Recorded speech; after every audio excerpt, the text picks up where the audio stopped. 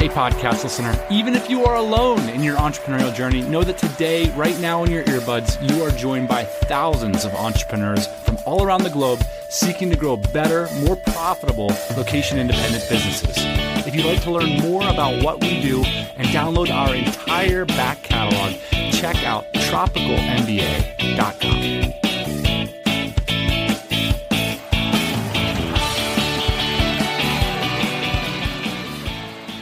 All right, everybody, welcome back to the TMBA podcast. I am joined by my co-host, my captain, the boss man. Hola. You were giving me so much trouble last night. We were drinking beer, as we do every once in a while, and I wasn't rolling my L's properly. It was not. You know, Australia. Is that right? Come on, I practiced all night. Is that right? Dude, come on. I'm moving on from this. What I want to talk about today, first off, I want to give a big double shout to everybody who filled out the TMBA survey, and not just a, hey, thanks for doing this sort of thing, but honestly, like, we read through all of these notes. Now we've started some email correspondences with many listeners of this show. The kind of like sort of blood, sweat, and tears that the audience puts into this show as well by coming to events, by responding to surveys like this, by sharing personal stories of their successes and what their family's up to and stuff. Super touching. The whole team's reading this stuff. There's 11 of us that work at this company, you know, and there's a whole team behind the podcast, and we're all taking a look at what you've had to say to us. We appreciate it. So big shout to all y'all out there listening to the TMBA podcast. We appreciate it. Today's show, in fact, was a request, a listener request. We talk a lot about founder fit, this idea that it might not all be you, that it might be just a matter of having to change the sort of business you're running rather than change you or change your approach to business or whatever. We've seen it many times personally, and that's why we bring it up so many times. It's like, man, that person is really talented. That person has a lot of secret weapons. That person has a lot of profitable skills. They're just not in the right situation. Just shake it up, find a new situation. That's what today's episode is going to be all about. You had a pretty good idea, I thought, Dan, that you shared before we started the show about a puzzle piece. Yeah. And the idea is that we are all puzzle pieces with our weird shapes, colors, sizes. Yeah, okay. And a lot of times what we try and do is we try and take our unique puzzle piece and we try and plug it in to an existing puzzle. Yeah. And for the people that we're going to talk about today, you, listener, entrepreneur, unique snowflake individual, a lot of times that doesn't work. And so I think what might be happening or what you might want to do is take your unique puzzle piece and try and build other pieces around it instead of plugging yourself into a system. That's what being an entrepreneur is. And that's why I brought it up, because I was like, I don't want this founder fit idea to give the false metaphor that what we're looking for is to like plug you into something that already exists. Right. The key idea is that you find yourself in a situation where you're inspired to build out the picture, to build out the system, to build out the game that you want to play. Maybe it's not a puzzle. Maybe your piece ends up being a 3D thing or whatever. As an entrepreneur, your place in the world is the one that you feel confident making decisions, where you feel confident being creative, where you feel confident moving forward in the world and sort of seeing your own unique vision. And a lot of times when you find yourself in a bad situation, those things can be held back and suppressed one way or another. Let's use a parallel example we use all the time on this show, the National Basketball Association. You can have a player with all the greatest talents in the world. They could be a good dribbler, a good passer. They could dunk the ball all over your face. But the moment you put them on a different team, say Russell Westbrook, former MVP of the league, say you put him on a team, he's an all-time ball hog. That can be a good thing when you're the only ball hog on the team. Now, all of a sudden, he's on a team with another all-time ball hog in James Harden. And the problem with this is as far as I understand basketball, and I don't know much, but my understanding is there's only one ball. That's right. There's only one ball on the court. So how can you have two ball hogs? But the same thing is true in entrepreneurship. The problems we're trying to solve might not all be internal. They might not be about mindset or your attitude or what happened when you were growing up. It might just be that you found yourself in a bad situation. So today's episode is designed to share some stories we've seen. We're going to do it in the form of 4 archetypes of entrepreneurs. We're going to talk about their secret weapons and the sorts of situations that can help them get entrepreneurial momentum. So Ian, the first universal character is Lone Wolf Lenny. I got a wolf on my property, Dan, and let me tell you, this guy, he is slender, like the skinniest dog you've ever seen, and he trots.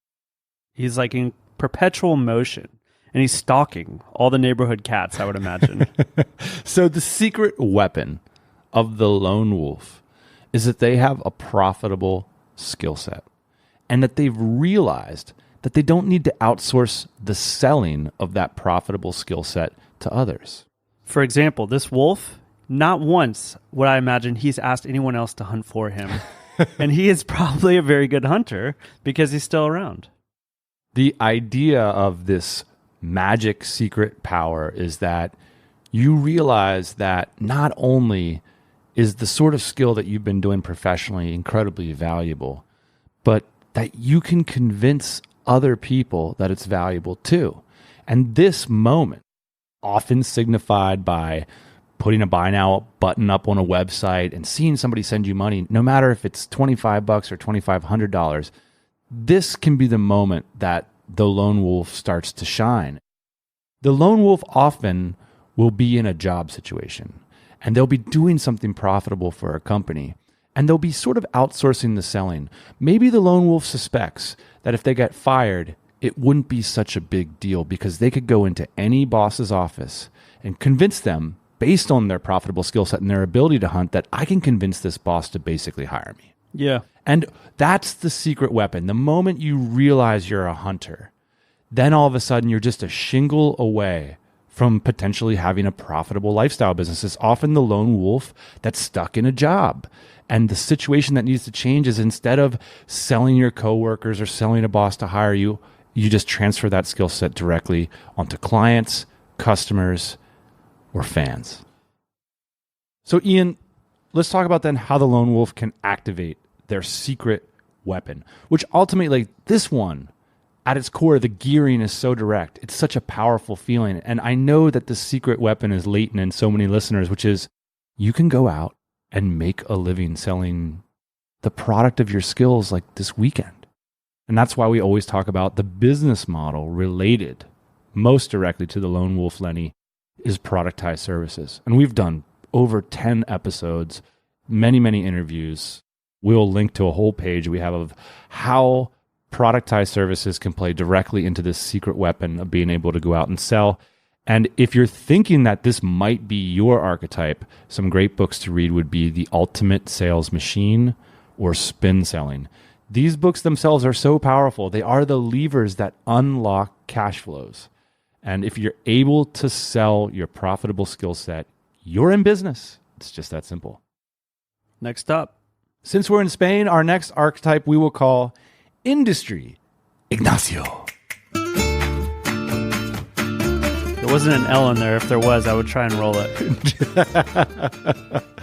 All right, so Industry Ignacio, the basic description of Industry Ignacio is that he works his way up an industry hierarchy and then branches off once he's gained enough cachet, enough power, enough insight in that industry. And their secret weapon is being respected by power. This is a little bit different from being likable, being friendly, being like the well-respected person in the office place. Industry Ignacio understands the true power brokers and understands how to get the respect from them. I think Industry Ignacio also understands the systems pretty well. So it's like, these are the systems at play that create this product or create this service. I'm already doing this. I have the confidence to go out and do it for myself. Right. It's an enormous secret weapon to be friendly, to be liked, loved, and sell, like to get people on board with your products and all this kind of stuff. But Industry Ignacio, that's not their secret weapon.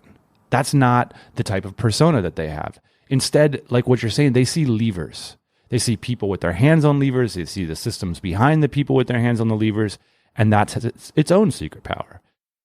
One of the ways you can ignite this secret power is you can rip, pivot, and jam.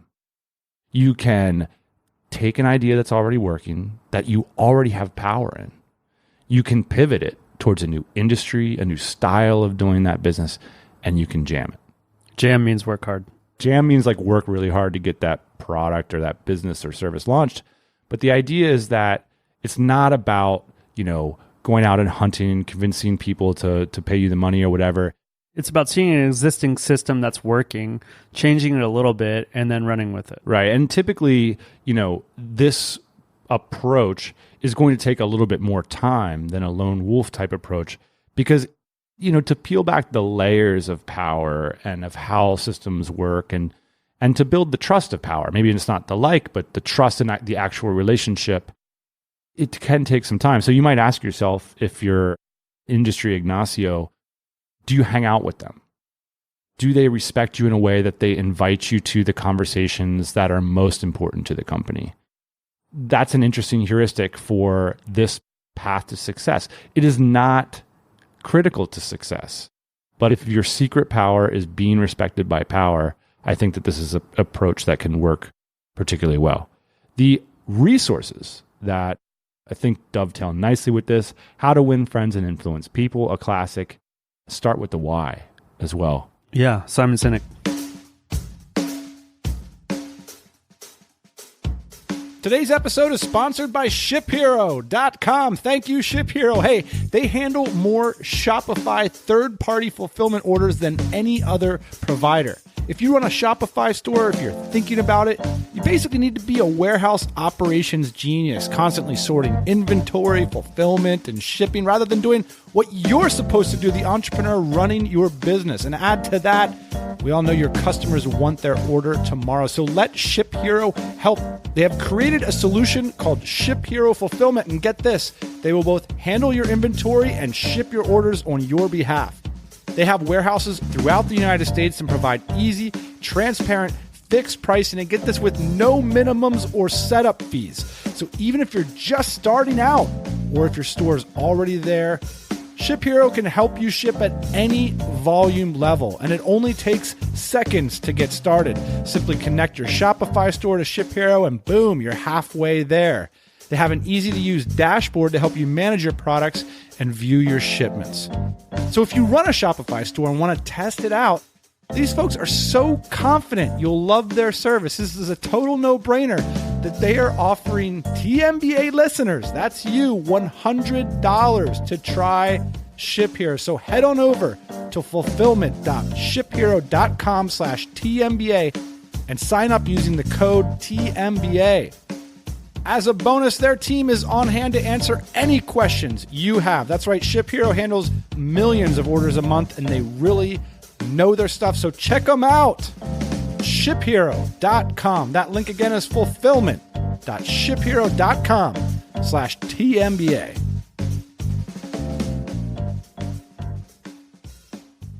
So the third archetype we're going to talk about is Passion Patricia. So the idea behind Passion Patricia, and you might start to get a sense for why certain archetypes, if they're in the wrong situation, it's not going to work quite right for them. So Passion Patricia's secret weapon is her industrious drive. You see this in a lot of people that have a drive towards a specific mode of creation. You could see technologists, artists, authors. You could even say, if you're being very generous, like Instagram influencers, professional surfer. Yes. Somebody that strives for excellence, I think, in whatever their art or their passion is. They're willing to take it to the limit, and they're not willing to compromise on it. Like, there's not a lot of professional surfers out there, but like the people that become professional surfers, like that's what they do. They go after it, they become it, and they are it. It's almost like a lot of the other two archetypes that we brought up. There's a lot of consciousness towards relationships. In the case of the lone wolf, it's about who can you hunt, essentially. In the case of industry agnosio, it's how can you seat yourself in power. In the case of Passion Patricia, she is earning her power and her success by focusing on the object itself. And so I would even, like, in the ways in which you'd hear Steve Jobs talked about, like, I would put him in this category where it's sort of like he was a Passion Patricia because he just knew that the OS needed to change, or he knew that the personal desktop needed to change. And it was all about that object of like, I'm going to be the best computer designer in the world. And like, I'm going to be industrious about it. I'm not going to be clueless about it, right? I'm going to try to monetize it along the way. You see this with all these famous YouTubers like creating a mission out of their life and stuff. It's like, I'm going to be like, there's this guy named Phil Guyman who goes around and rides his bike and tries to take king of the mountains. Like he tries to be the fastest guy up all these mountains all around the world that are famous for cyclists. And it's like, he doesn't need to be a power broker. He doesn't need to go out and sell things. He's so passionate about this idea of bike riding that he's just going to do it 100%. And he's going to be industrious and thoughtful about it as he goes along the way. If you find yourself to be a passion Patricia and you're trying to figure out like how to put together a sales pitch deck and how to get, the right kinds of customers through the funnel and this kind of thing, you might feel like entrepreneurship's not for you. You might feel like you're having trouble getting traction because what you really want to be doing is going out there and like focusing on the object 100%. It's the guy on YouTube and he's got a channel, it's called Primitive Technology, and he goes out into the woods and he like shows everybody like how to build huts and structures and pots and bow and arrows and things like this. I've been watching that channel forever, and I think it's like only recently has he got off the .wordpress on the bottom of the screen. This guy has like millions of followers, and he's like .wordpress.org or whatever, When I saw that, like I'm sure everyone's writing this guy being like, dude, I can show you how to like build your business into something real and like get rid of this .wordpress thing and all this stuff. And he just kept it. So I'm imagining like this guy is just like 100% focused on the mission of teaching people through video how to make these structures. And I think that that's super cool. Now that I'm thinking about all these entrepreneurs that I know that maybe fit into these archetypes or share multiple things. I mean, a lot of you out there listening to this might say, man, I have a few of those secret weapons. And you probably do. And the point of this episode is that you got to engage them. And coming back to the original metaphor is finding yourself in a position where you feel comfortable building out the pieces of the puzzle around you rather than figuring out where you fit in. That's the work of entrepreneurship. Like once you make that flip, once you start producing the pieces rather than consuming and observing the pieces, you are an entrepreneur effectively, and also saving your money and not spending too much of it. That's another thing. But, you brought it up just right there with, it's easy for an observer to say, oh, you should have a better website. But as the puzzle piece maker yourself, like what you need to make, and that's all that counts. That's being an entrepreneur. A business model or a situation that Passion Patricia can leverage quite well is something we like to call 100 true customers. So 100 true customers is like a way of thinking about how you can cash flow your own lifestyle business. 100 true customers are customers that'll pay you, say, $500 to $1,000 a year to participate in the art you create, the entertainment you create, whatever it is. There's a lot of Passion Patricias out there doing like 100 true customers business models. And we have an episode called 1,000 True Fans, 100 True Customers, 10 True Clients, which is a concept that we ought to revisit just a little bit more. But essentially, it's about like napkin mathing, how you can fund a lifestyle business. So 1,000 True Fans will pay you $100 a year, and that's $100,000 a year. It ain't riches, but it ain't bad kind of thing. And then you got 100 True Customers. They're sort of somewhere in the middle, say like between $200 and $700 a year, and you do that math. And then as you go down sort of the business model funnel, you could get yourself to a place where you have a 10 true clients business, which is 10 clients paying you $10,000 a year. Yeah, it's almost like in this model that the customers are the same as Patricia, whereas they're like as passionate as Patricia is, but maybe not the creative that Patricia is. This is why you wouldn't go to Patricia and say you should do 10 true clients, because 10 true clients are more, that's going to be a lone wolf business model. Whereas you're right, like the further you get to like 1,000 true fans, they're more like Patricia. They're just so passionate. It's like, Patricia, I like love watching your videos. Like, here's $100 a year just to do it. That's rad. The books that would appeal or be resources if you get a sense that this is your secret weapon, which is that industrious drive. Check out The One Thing, Essentialism, and Anything You Want. Already in our final archetype, someone we are going to call Vision Vlad. Vision Vladimir. By the way, a name that should be brought back, I think. Yeah, more people should be called name. Vladimir. The secret weapon of Vision Vladimir is, it's in the name, Vlad can see the future. And there's elements that are connected a little bit to this. So Vlad doesn't mind being a little bit disagreeable, like the secret weapon, might be something that some people would look at as a negative and might actually be a negative if you're in a different business model or a different situation. Vlad isn't always a part of the project of making sure that everybody feels good about him or what he's doing. Vlad is often a tinkerer. I think Vlad has like a lot of different projects going on, but in a way that like you're like, oh, Bitcoin, what's that? Is that really going to work out? And Vlad's like telling you at the dinner table, like, dude, this is the most amazing thing ever. And this is at like $40 or maybe even less, like $1 a share of Bitcoin. Like, well, I think that's an important thing, because when I think to the Vlads that I know in my life, they're not often talking at the dinner table that way, because they're not seeking validation for the sorts of experiments that they're running. They're actually focused on the future. Whereas Patricia is like building the future. Vlad is like putting the testers out to figure out what that might be. The reason we bring up these archetypes, and again, is so much, you could say like, oh, win friends and influence people, like being respected and being liked and like being able to lead people. We've even said stuff like this on this podcast. Being able to lead people is critical to being an entrepreneur. No, it ain't. There's plenty of people that cannot lead people, that people don't particularly like, that sell a lot of stuff, make things that are amazing, and are super successful entrepreneurs. And that's part of the goal of this episode, is to suggest there's so many different ways to be in the world. There's so many different ways to be profitable in business. If you believe that and can find a better situation for yourself, you could start to build out your own puzzle. And the Vlads of the world are building out their puzzles by hanging out on the corners of the internet, by experimenting with weird things, by going into the dynamite circle and posting experiments about like they have a bot over here, or they made a new business so on the weekend doing this over here.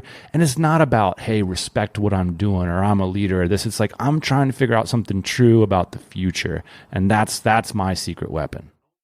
I think this is true also of Vlad, Dan, is that Vlad isn't necessarily trying to create the future as much as Vlad's trying to predict the future.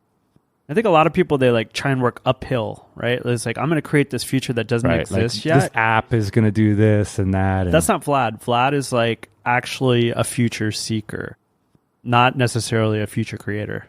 Yeah, fair enough. And the business model, I think that Vlad employs would be something close to the barbell strategy by Nassim Taleb. And the idea of that is, you do everything you can to avoid ruin, so you don't place all of your eggs in one basket until you know that basket is truly robust. And instead, what you do is you stay in the game and you continue to run experiments until you find something that really is going to represent the future and be profitable. You totally nerd out. I think that is something like really digging in a kind of a way that Patricia is as well, but in a different direction, in that you're taking the temperature rather than building the future as Patricia would. So in that sense, like a lot of people that are making like the next killer app are more like in the Patricia category, whereas Patricia is like defining the future and scratching her own itch as she goes along, whereas Vlad is more like putting a thermometer in the turkey and trying to figure out what's going to happen. And the books, I think Anti-Fragile by Nassim Taleb is a good book, as well as Weird Forums. I just felt like Vlad is the sort of person who's finding sub-communities that are doing interesting things and going around and checking out what's up. All right, so to recap our 4 archetypes for today, and of course there's many others. Lone Wolf Lenny, whose secret weapon is the profitable skill set in hunting. Industry Ignacio, whose secret weapon is being respected by power. Passion Patricia, whose secret weapon is her industrious drive. And of course, Vision Vlad, whose secret weapon is that he can see the future. He doesn't mind being disagreeable or misunderstood by other people. Anyway, like any good puzzle maker, any good game maker, we encourage you to make your own game, make your own persona, but at the core of it, find your secret power, what makes you tick. We encourage you to go for it. One of the things that's interesting, I want to ask you another question. There is a lot of survivor's bias in the entrepreneurship community, which is to suggest that we're going to create these categories based on people that we've seen that have had success, and we're not going to create the categories based on the people who've failed.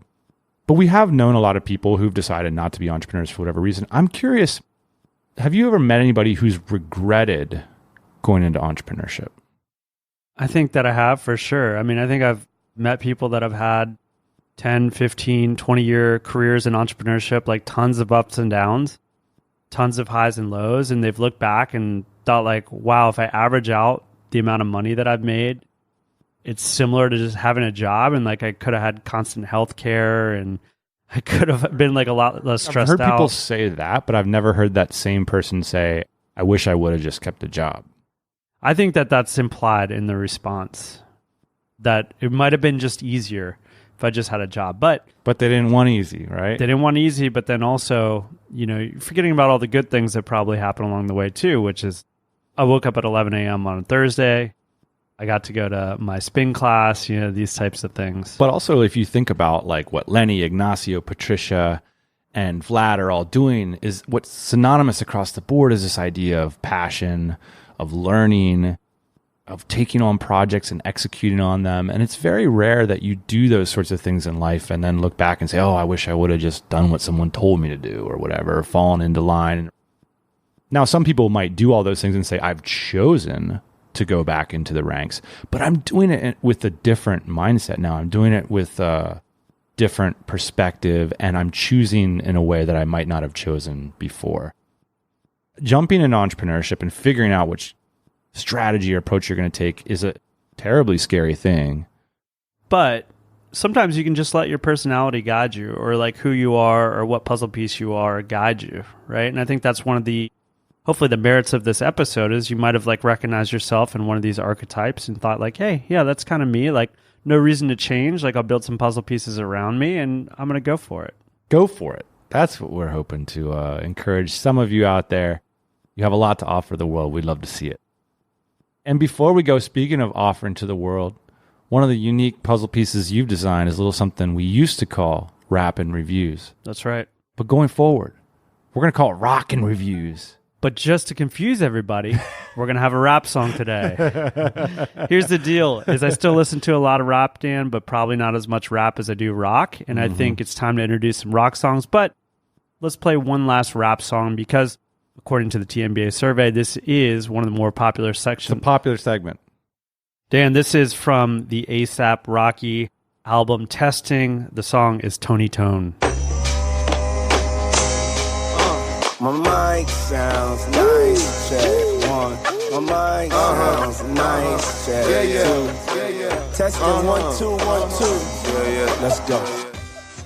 Now, Ian, before I read this amazing review over this fine rap song that you have selected, I got to say that I logged into iTunes. We have not been reviewed with words since January 16th, 2019, if my computer's working correctly. I don't know if that's because people are listening on Spotify or Stitcher, but I suspect it's because there's no more rapping reviews. There's no more incentive for people to go and review this pod, so we appreciate it. The last review was left by N Light Me, who leaves 5 stars. Thank you. Says, I love this podcast. These guys are so awesome. Can't say I don't agree with that. They hit all the points that I find relevant. Their interviews are my favorite because they ask the best questions. That's right. If you are an entrepreneur or looking for help, please listen to this podcast. Thank you so much for your review. It's like opening a birthday card, Dan. It's the best. Couple other things. I was listening to the Empire Flippers podcast the other day. They gave a big shout out to dynamitejobs.co. They said we're getting serious about it. Absolutely true. We are. Over 125 placements as the recording of this pod. If you're looking to become a freelancer, make some extra money online, if you're looking to get a part-time, full-time, remote job, live and work anywhere you want, or you want to hire somebody, check out Dynamite Jobs. Thanks for the shout out, Empire Flippers. I want to give a big shout out to Rian over at agentivity.com for hosting DCX Budapest as well. Of course, we've got over 10 DCX, that's member-run events this year globally all around the world. In fact, we have a whole European tour over the summer, something Rihanna suggested that we create like more of a sort of a thing around next year. Like, why wouldn't you go to all the European events and try to collect all the stars, so to speak? Maybe someday we'll do a whole episode about this phenomenon that's happening behind the show. Hundreds of listeners to this show meeting up in some of the most energetic, cool, beautiful cities in the world to meet with each other and share ideas. And it's all down to the hosts that put so much energy and time for no compensation other than the sense of community that they get for hanging around with other amazing people and being a part of that. We appreciate it so much. So it's absolute this incredible thing that's going on behind the show, a story we should tell more often on the show. But that's it. All right, back to work. Thank you for joining us. We'll be back, as always, next Thursday morning, 8 a.m. Eastern Standard Time. Hey, thanks for listening to the Tropical MBA podcast. You can go to tropicalmba.com, get access to hundreds of back episodes and all kinds of other goodies. Load up your iPod. That is the cheapest way to fly business class on your next international flight. We will see you next Thursday morning, 8 a.m. Eastern Standard Time.